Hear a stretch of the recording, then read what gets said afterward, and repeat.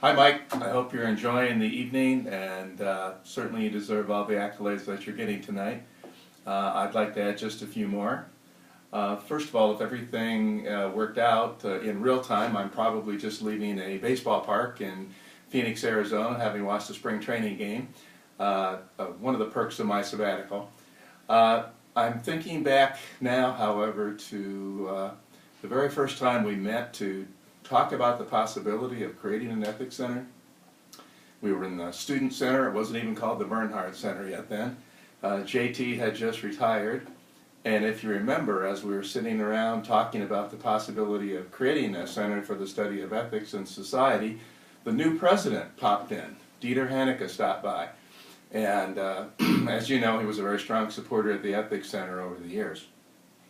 I also hope that you were able to watch a clip from the old WMU Forum program, the program where you and Dieter both appeared as my guests on that program, talking about ethics in academia. So I hope that we were able to locate that and show that for you tonight as well. What I really want to say about you is that I've always admired your leadership style.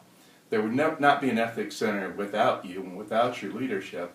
But I've always really admired and tried to study your leadership style. You're a very strong man, but you're also a very quiet man, and your leadership is a very laid-back but effective style of leadership. There's a wisdom and a patience about your leadership, and I've just always admired the way you conduct a meeting and the way you organize and run the center over the years. And again, I want to emphasize that there would not be a Center for the Study of Ethics in Society had it not been for you, had it not been for your vision, had it not been for that leadership that you have exhibited over these years.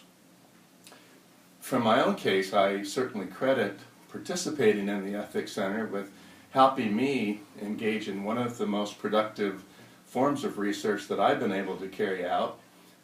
If you remember, back in the day, I gave a short presentation on some of my research on corporate crime. Jim Jacksa at the time suggested that I take a look at the Space Shuttle Challenger disaster, which had just occurred. I ended up doing that, and as a result of that particular case study, developed the concept of state corporate crime, later with my friend Ray Michalowski. And of course, you and Jim and I went on to publish a couple of book chapters on the issue of the Challenger disaster. We brought Roger Beaujolais, one of the Morton Thiokol engineers, to campus, and we really explored the issues raised by the Challenger for ethics and engineering. But because of my participation in the Ethics Center, I was able to launch this particular line of research, and resulted in a book for Michalowski and I in 2006, and some other efforts along those lines. So again, I want to credit the Ethics Center for helping to launch that particular line of research for myself. And the other thing I want to say about the Ethics Center is that it's been a joy to participate, and it's one of the few occasions when we can pull people together from across the campus to engage with each other, to talk with each other. So often we end up being isolated in our own silos, and we don't come out and meet people, even in our own department. So participating with the Ethics Center has been a wonderful experience because of getting to meet so many different people across campus, and of course getting to work with you in particular. And so I thank you again for your vision in creating the center. I thank you for your friendship, and I thank you for the leadership that you've exhibited over the years. Thanks, Mike, and enjoy the evening.